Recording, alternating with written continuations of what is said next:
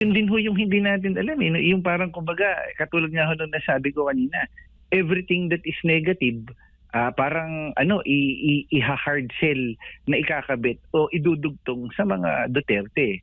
Which is actually very unfair on the part, kahit na sino rin din naman ho, pero most importantly, kung titignan din ho natin, kaya mas lalong nagre-react yung atin hong mga kababayan kasi parang ang layo naman, parang ipinipilit. Unahin ko lamang itong latest na issue at balita nga patungkol nga doon sa pagkakaaresto nitong founder at CEO ng PGMN at yung dating social media director ni Pangulong Bongbong Marcos Jr. na si Franco Mabanta. Matapos nga mahuli siya, maaresto sa isang intrumpet operation ng NBI dahil sa umanitangkang pangingikil ng 350 million pesos kay dating Speaker Martin Romualdez. Ano ba ang tingin po ninyo dito, Prof? Lalo't dinidikit po siya sa dating sa mga Duterte. Meron ding ibang grupo kay Pangulong Bongbong Marcos Jr. So, napaka welcoming po niya na mabibigay po natin ng credit yan sa NBI sa pagkakahuli. Of course, syempre po, merong silang mabigat na ebidensya dyan at saka nahuli siya sa entrapment operation. Pero mahirap po kasi na ayan na naman yung spekulasyon na hindi ko rin din maintindihan kasi pinipilit po siyang iugnay sa kampo na naman ng mga Duterte. At meron din hong pinipilit din siyang iugnay sa kampo naman ng ating Pangulo.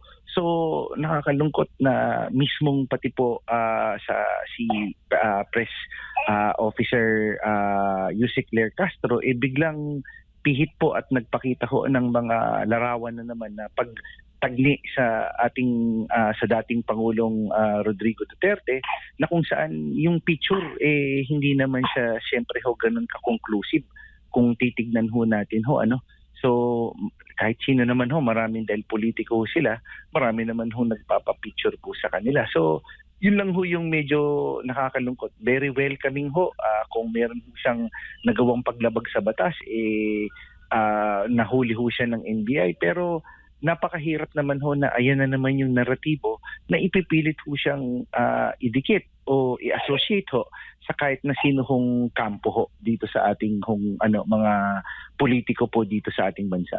Opo, nagiging taktika na ba ito, Prof, pagdating sa politika? Yung pagpapahid, pag-uugnay sa mga maimpluwensyang mga political groups sa isang tao, isang personalidad tulad nito, na kung saan ay may...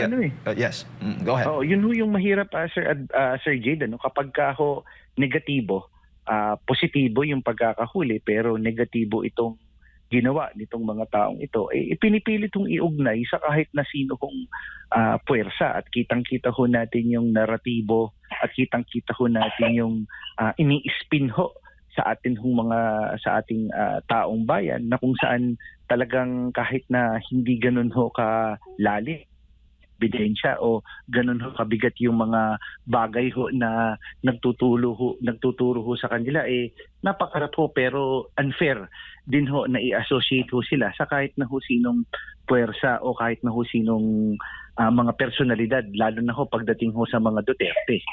Opo. Sa tingin po ninyo, anong ang dapat gawin siguro ng kampo ni Franco Mabanta, ng kanyang grupong PGMN para po malinawan yung publiko hinggil nga sa issue na yan? Siguro ho, ang pinakamahalaga, maglabas ho sila ng sarili nilang ebidensya.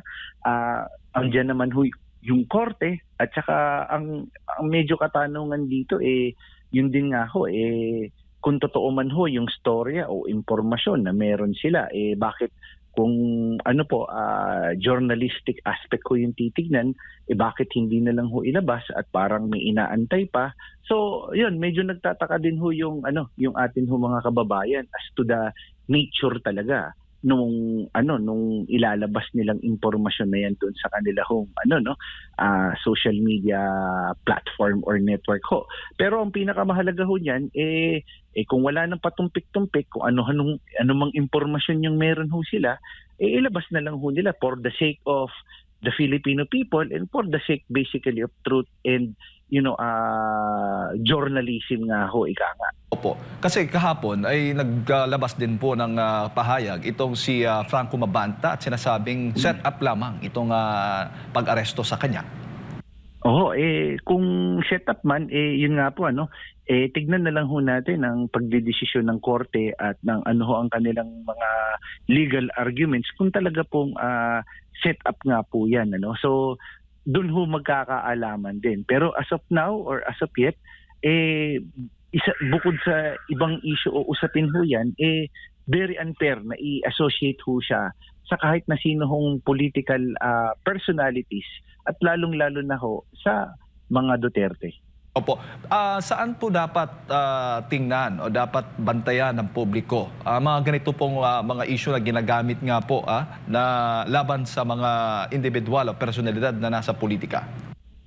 Oo, dapat po talagang mas maging mapagmatsyag ho tayo at saka maging mapanuri kasi yung picture napaka one-sided ho yan. Hindi naman porket nagpa-picture ho din ho yung konteksto. At saka kung titignan ho natin, yung maging magpalabas ho sila bilang mga ahensya po na nasa media at nasa nagbibigay ng impormasyon, mas reliable na impormasyon at hindi dapat ho gamitin for propaganda or narrative purposes po na talagang very questionable din ho yung inilalabas na information kasi hindi ho siya nakakatulong din ho sa public at sa talagang pagbibigay ng impormasyon lalo na ho ngayon may mga advocacy, may mga programa ho para labanan ang mis at disinformation pero parang nakakagulat naman na parang yung naratibo itatagni sa kahit na sino mang personalidad, both at the end of the administration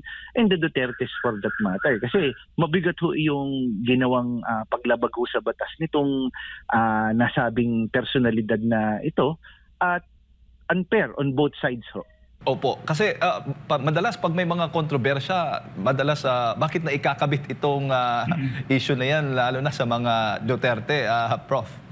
Yun din ho yung hindi natin alam yung parang kumbaga katulad nga ho nung nasabi ko kanina, everything that is negative parang i-hard sell na ikakabit o idudugtong sa mga Duterte which is actually very unfair on the part kahit na sino rin din naman ho pero most importantly kung titingnan din ho natin kaya mas lalong nagre-react yung atin hong mga kababayan kasi parang ang layo naman parang ipinipilit. So yun ho nakakadagdag ho lalo ng inis. At saka bukod ho dito nakakadagdag sa lalong inis ng taong bayan na imbis na puro politika na i-associate yan sa mga Duterte, bakit hindi tayo maghanap ng mga news at impormasyon na sasabihin sa tao na ito yung programa ng gobyerno, ito ang ginagawa ng gobyerno para maibsan yung kahirapan, para i-address yung inflation na yan, ganun dapat yung binibigay nating impormasyon sa ating taong bayan. Ano ang naging productive output dyan sa ASEAN?